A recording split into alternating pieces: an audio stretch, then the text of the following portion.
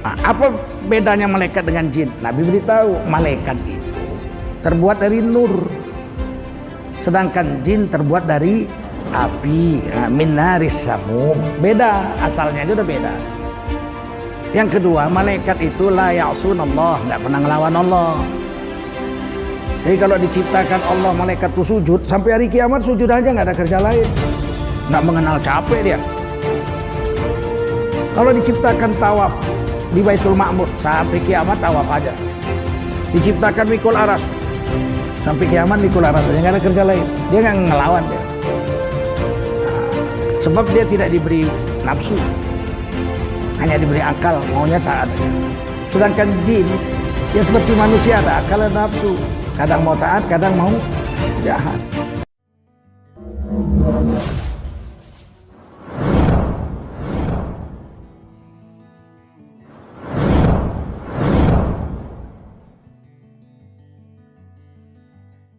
Karim. A'udzu billahi minasy syaithanir rajim. Bismillahirrahmanirrahim. Ma kana Muhammadun aba ahadim mir rijalikum walakin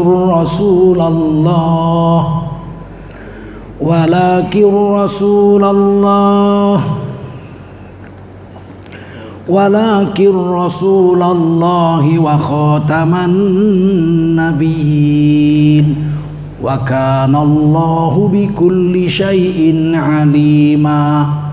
Qala Rasulullah sallallahu alaihi wasallam, man kharaja fi talabil ilmi fahuwa fi sabilillahi hatta yarji. Baginda Rasul bersabda, siapa keluar untuk mendapatkan ilmu, maka orang itu adalah orang yang berjihad fisabilillah sampai dia kembali ke tempatnya. Mudah-mudahan kita semua mendapatkan pahala jihad dari Allah SWT. Amin. Shadaqallahul azim wa sadaqa rasuluhun nabiyul karim wa nahnu ala dzalika minasyahidina wasyakirina walhamdulillahi rabbil alamin. Bapak Ibu sekalian jemaah maghrib Masjid Darul Ma'arif Jakarta Timur yang dimuliakan Allah SWT, wajiblah kita bersyukur kepada Allah SWT. Salawat dan salam kita sampaikan untuk baginda Rasulullah Sallallahu Alaihi Wasallam. Bulan ini bulan Rabiul Awal, bulan kelahiran Rasulullah Muhammad Sallallahu Alaihi Wasallam.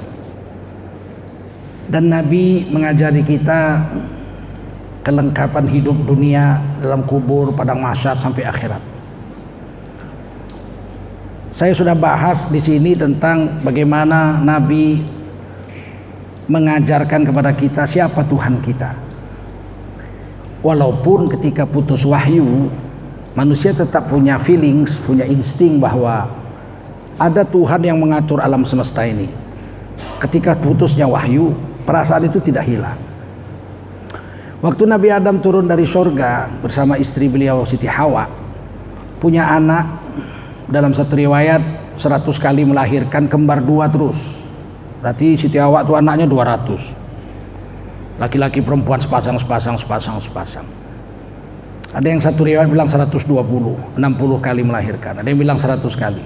Tapi lama, dalam tempo 900 tahun. Artinya kan 9 tahun sekali melahirkan. Wahyu tidak putus. Waktu zaman Siti Hawa, Nabi Adam, terus anak beliau Syis, kemudian Nabi Idris, terus mereka tetap tahu Tuhan mereka adalah Allah. Masih lurus. Tapi generasi ke-8, Nabi Nuh alaihissalam generasi ke-8, cicit Nabi Adam. Dan Nabi Nuh itu ketemu Nabi Adam, sempat ketemu. Karena Nabi Adam umurnya 1050 tahun. Nabi Nuh umurnya 950 tahun, masih sempat ketemu. Kemudian umat Nabi Nuh ini ternyata ratusan tahun mulai nyembah patung. Nah, udah putus wahyu. Nabi Nuh sendiri belum diangkat jadi nabi.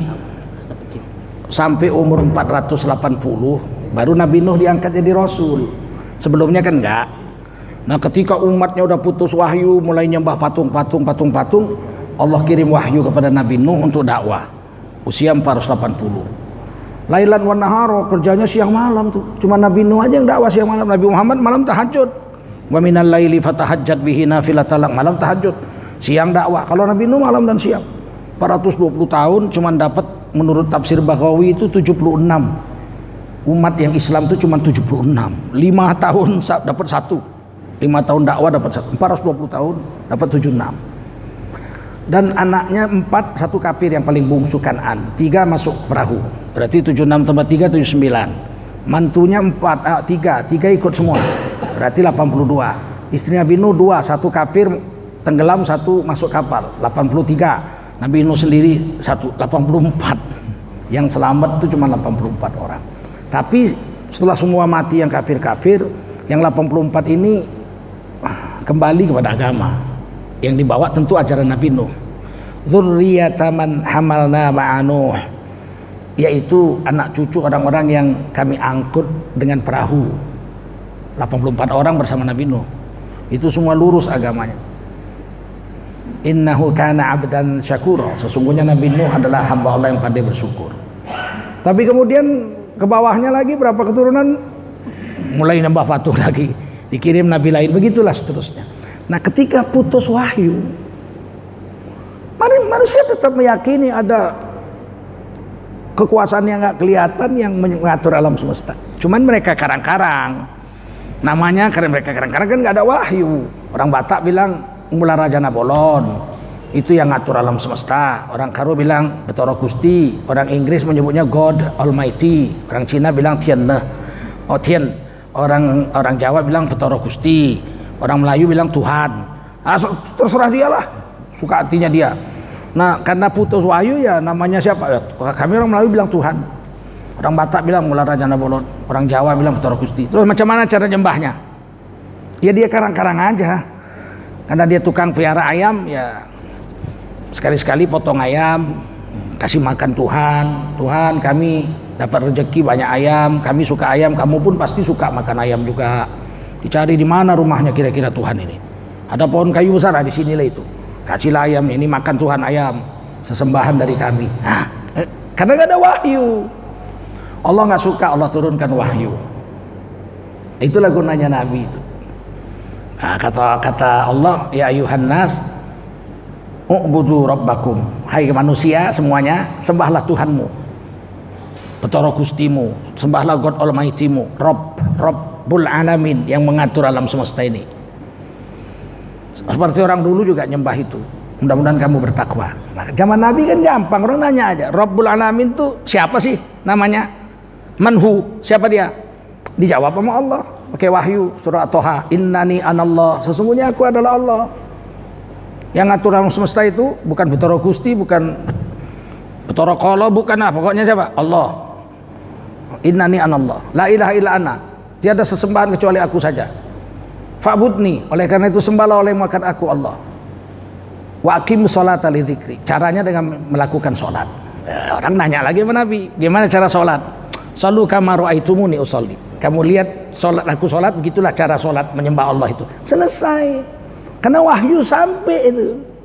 Sebelum wahyu sampai coba orang Quraisy berapa ratus tahun menyembah Allah juga, tapi lewat patung Hubal, lewat patung Uzza, lewat patung macam-macam.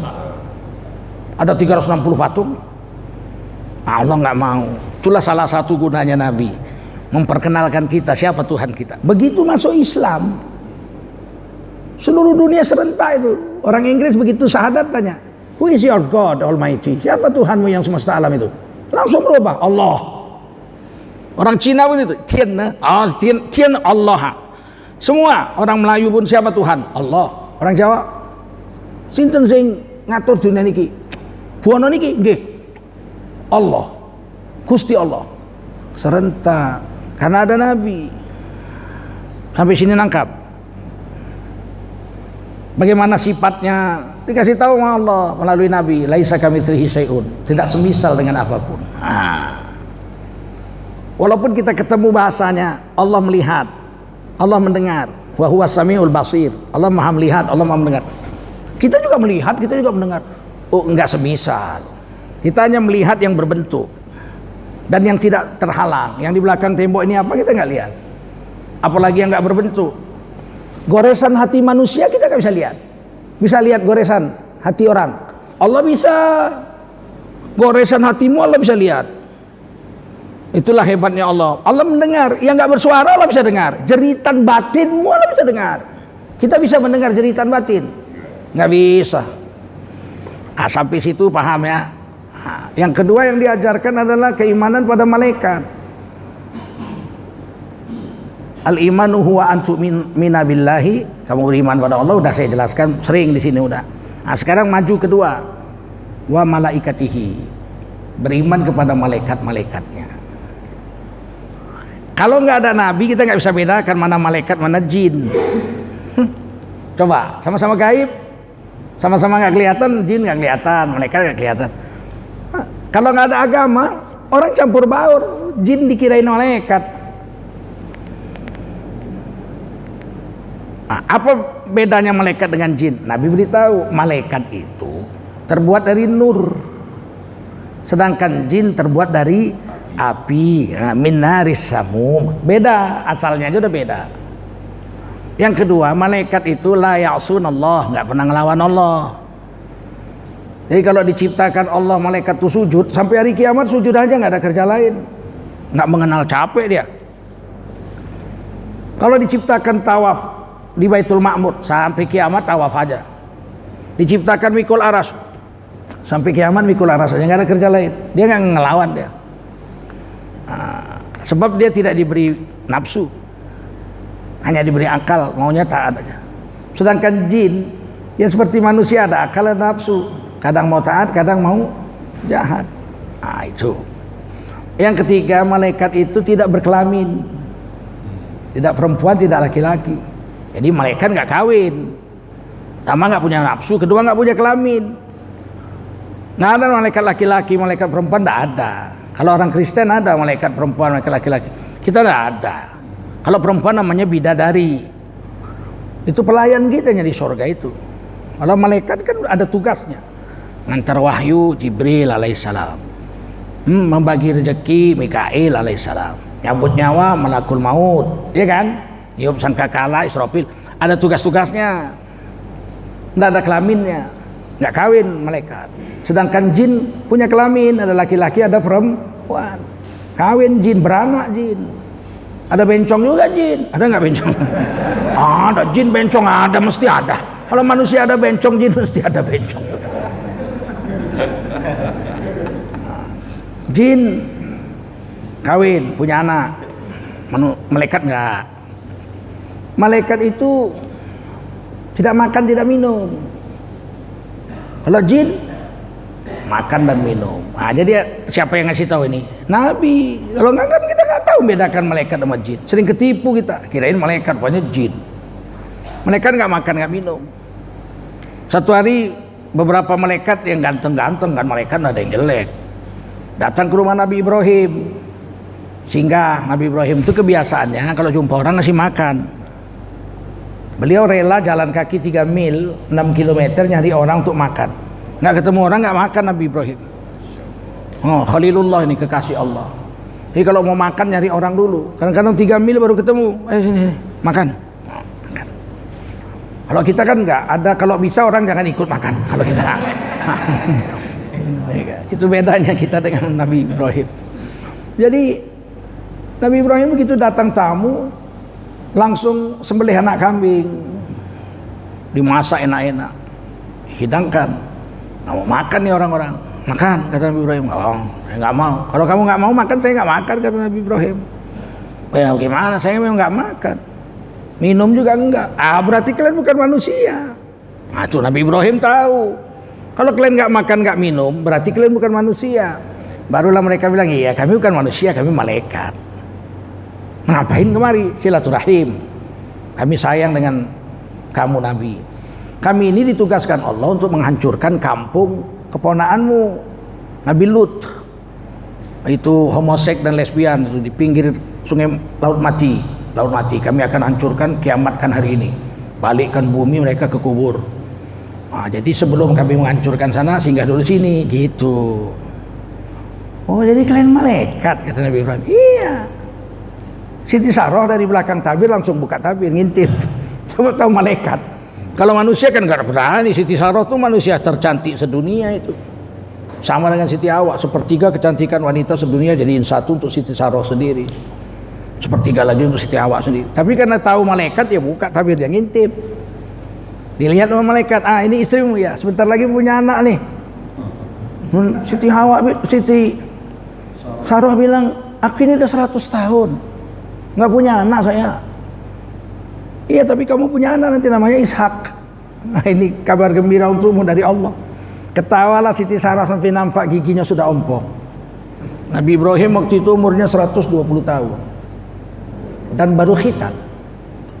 Nabi Ibrahim itu baru khitan umur 120 tahun. Khitan sendiri dipotong. Ayo, berani nggak? Gembiranya Nabi Ibrahim bakal punya anak 14 tahun lebih muda daripada anak pertama Nabi Ismail. Itu malaikat diberitahu kepada kita oleh Nabi Muhammad SAW. Kalau jin dia beranak, banyak anaknya. Kemudian malaikat itu nggak mati-mati, matinya ditiup sangkakala. Tiup sangkakala dia mati. Ada beberapa malaikat yang tidak mati ketika sangkakala ditiup. Pertama malaikat pemikul arash, sangkakala ditiup nggak mati. Kedua malaikat Jibril. Ketiga malaikat Mikail. Keempat malaikat maut. Kelima malaikat Israfil. Orang dia yang niup masuk dia mati. Berhenti dong tiupannya. Jadi 5 jenis malaikat ini tidak mati. Nanti kemudian dimatikan oleh Allah. Jibril dimatikan, Mikail semua dimatikan. Terakhir malaikat maut. Kata Allah, kamu kan tugas nyabut nyawa. Sekarang kau cabut nyawamu sendiri. Malaikat maut cari tempat yang enak dirasa, dicabutlah nyawanya pelan-pelan. Sakitnya bukan main. Kata malaikat maut, ya Allah, kalau Allah tahu aku begini sakitnya nyabut nyawa, nggak berani aku nyabut nyawa orang-orang soleh, nabi-nabi, nggak berani. Cabut, kata Allah. Nggak sanggup saya cabut. Malaikat maut aja nggak sanggup cabut nyawanya. Akhirnya malaikat maut dimatikan oleh Allah. Baru Allah berfirman, siapa lagi yang hidup sekarang? Tidak ada yang hidup. Aku sendiri yang hidup. Ana uhyi wa umit. Aku menghidupkan dan aku mematikan. Saat itu semua mati. Dan malaikat penjaga kubur pun mati juga, Mungkar Nakir. Sehingga siksa kubur nggak ada. Siapa yang nyiksa, orang yang nyiksa mati juga. Kemudian Allah suruh perintahkan malaikat Israfil hidup lagi dan meniup sangkakala kali kedua. Begitu hidup semua yang dikubur bangun, orang-orang kafir mengatakan, qalu ya wailana man ba'atsana mim marqadina. Siapa yang membangunkan kami dari tidur? Udah enak-enak tidur. Kemarin-kemarin digebukin, sekarang yang gebuk udah mati, kami enak-enak tidur, kok dibangunkan lagi? Qalu hadza ma wa'adar rahman. Inilah hari di mana Allah telah janjikan kamu akan ditimbang amal, masuk neraka atau masuk surga selama-lama-lamanya. Dan benarlah Rasul-Rasul yang telah memberikan kabar tentang ini. Nah, itu semua diberitahu oleh Allah. Sehingga orang-orang Mu'tazilah kelirunya di sini. Dia bilang siksa kubur tidak ada. Kenapa? Ini ayat Quran bilang mereka bangun dari tiupan sangkakala, mereka tidur kok. Tidurnya cuma 40. Selang antara ditiup pertama dengan ditiup kedua itulah tidur semua, mati semua. 40. Nabi nggak bilang 40 tahun, 40 hari atau 40 bulan, nggak tahu, tapi 40, arba'in. Allah yang tahu. Nah, ini diberitahu.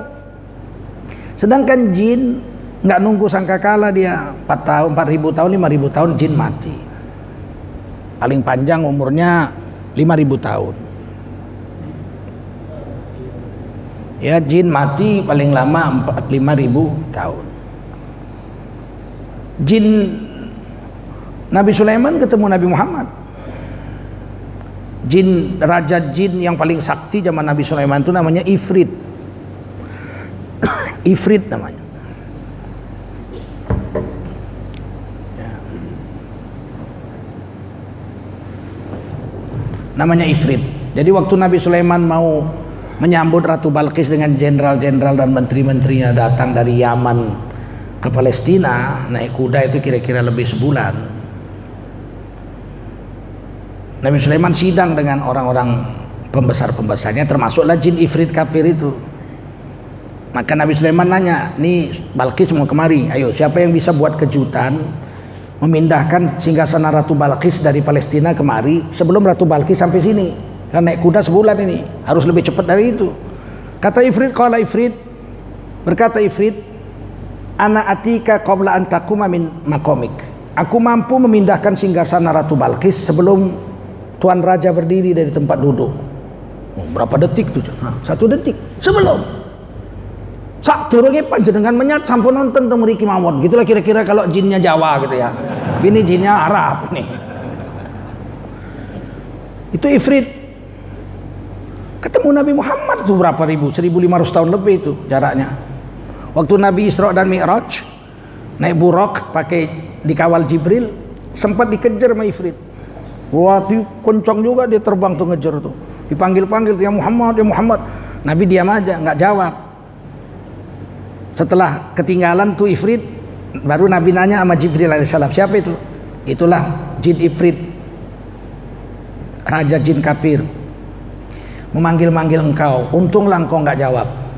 Kalau saya jawab, kata Nabi, kalau kamu jawab, umatmu semua nanti main dukun semua, main jin semua.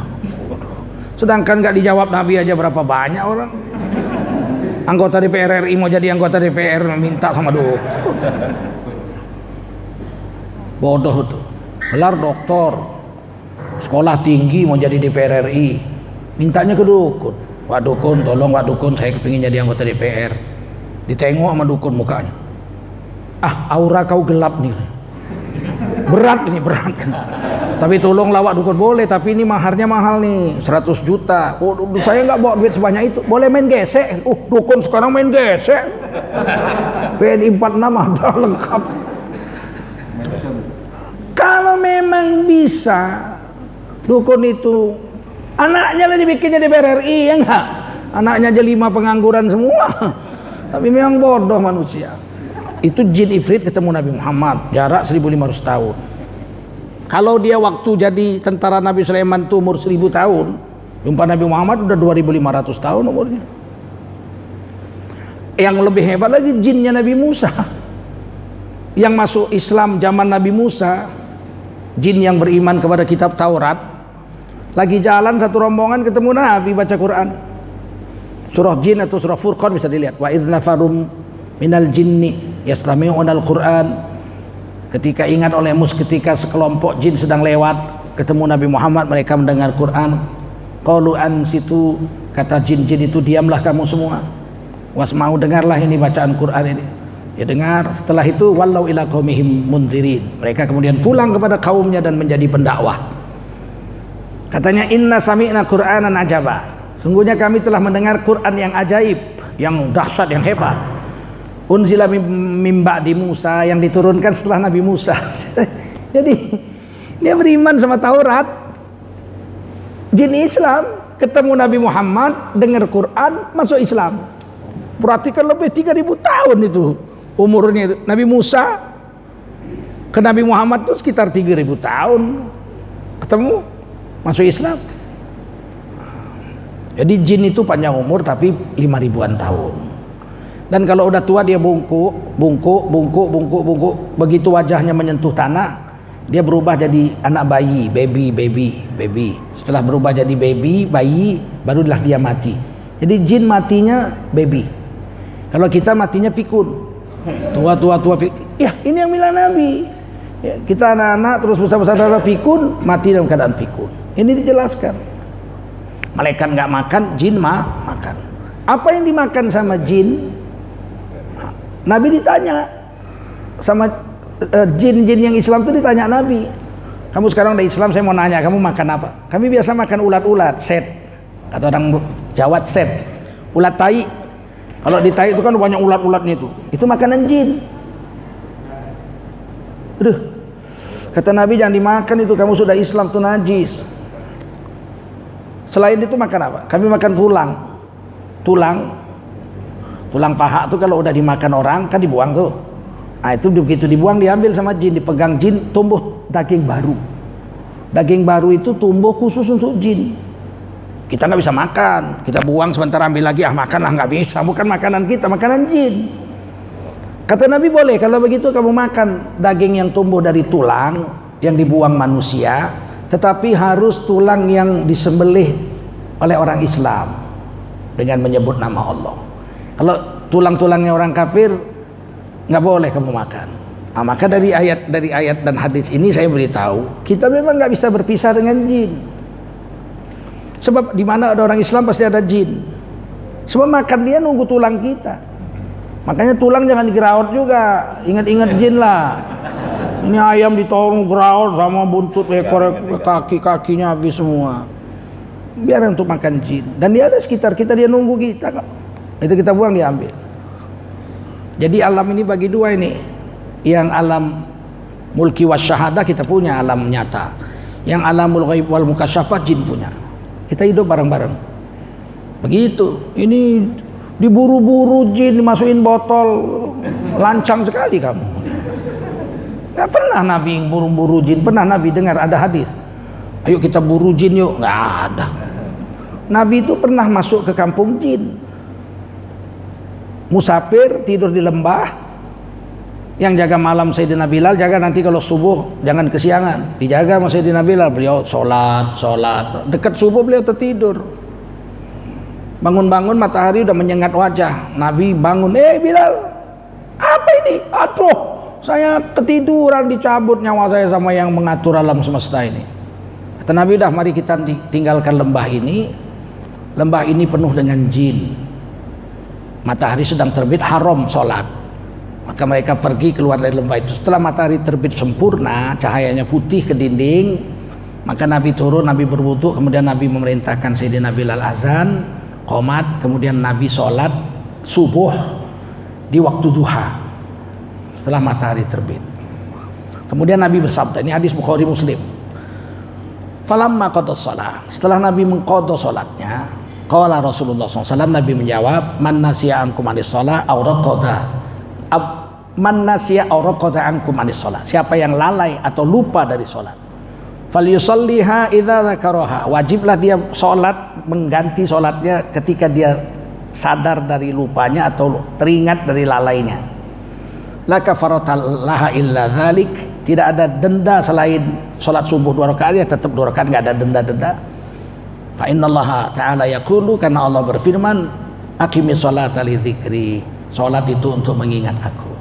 Itu hadis Bukhari atau Muslim, lafaznya lafaz Muslim yang saya pilih ini. Jadi Nabi itu pernah mengqadha salat ya 3 kali dalam riwayat. Sekali ketika masuk ke lembah jin. Nah, Nabi nggak bilang nih banyak jin, ayo kita buru yuk, tangkepin, masukin botol, buang ke laut. Nggak usah diganggu, dia memang sama kita kongsi. Nah, dan ini boleh dites. Saya dulu waktu anak-anak, guru saya bilang makanan jin itu tulang. Waktu Idul Adha kan banyak tulang-tulang. Jadi saya kumpulin tulang yang korban kami lah, masukkan peti, gembok, masukkan dalam kamar, matiin lampu gelap. Malam-malam bunyi tulang tuh, kertak. Makan dia. Nggak percaya kalian tes. Saya udah tes. Perkataan Rasul nggak dusta, bisa diuji. Rasulullah bukan pendusta. Rasulullah Siddiq. Tes aja, tes. Jangan bikin takut, nanti takut. Tapi harus mati lampu, kalau terang dia nggak mau. Ya, dia gelap. Nah, ini bedanya Nabi dengan malaikat dengan jin.